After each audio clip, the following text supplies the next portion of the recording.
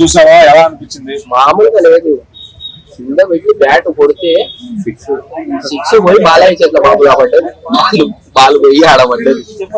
So Balayya Babu ఇంకా ఎగిరేస్తుంది ఇట్లా. బాగుంది ఓవరాల్ సినిమా చూద్దాం, దాని తర్వాత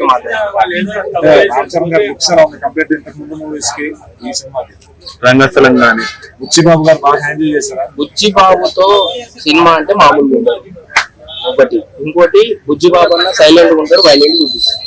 సో సైలెంట్ గా ఉండేవాడు వైలెంట్ చూపిస్తాడు. సినిమా ఇటు రాసి పెట్టుకోండి, మిలియన్ న్యూస్ లో వెళ్ళిపోతుంది. అసలు అది ఎక్కడికి వెళ్తుంది ఆ బ్యాట్, ఐపీఎల్ దాటి ఎక్కడికెక్కడికి వెళ్ళిపోతుంది. పాకిస్తాన్ కి వెళ్ళిపోతుంది ఆ బాల్, ఎక్కడికి వెళ్ళిపోతుందో అర్థమైతుంది.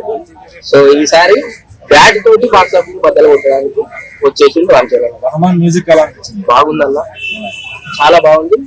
మా అన్న బ్యాటే అసలు ఆ బ్యాట్ బాల్ తోటి కొడుతుంటే అది ఐపీఎల్ ఎక్కడెక్కడ పడుతుందో, ఎవరెవరు చేతిలో పడుతుందో, ఎవరెవరు పట్టుకుంటుందో అర్థమవుతుంది. హెలికాప్టర్ షాట్ అట్లుంది, మామూలుగా లేదు అసలు.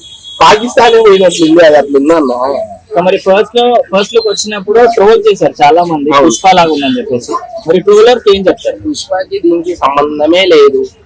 ఈ ట్రోల్స్ ఎవరైతే చేసిందో పుష్పకి పెద్దకి అసలు దానికి దీనికి మ్యాచ్ లేదు. అది ఎక్కడనో ఇది ఎక్కడ. సో పుష్ప సినిమా అంటే ఏందన్నా, ఎట్లా దొంగతనం చేయాలి, దొంగలను ఎట్లా తయారు చేయాలి, అది సినిమా.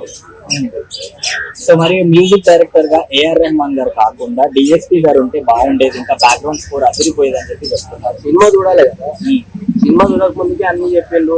పుష్ప 2లో గిట్ట ఒక సాంగ్ బాగాలేదు అన్నారు. ఏది కిసి కిసి అని ఎట్లా సాంగ్ అది చింపి పడేసింది. సో అందు గురించే మొత్తం సినిమా చూసిన తర్వాత చింపేస్తాడు. సో మీకేం నచ్చింది పర్సనల్ గా? బ్యాట్ అన్న, బ్యాట్ మెయిన్ బ్యాటింగ్.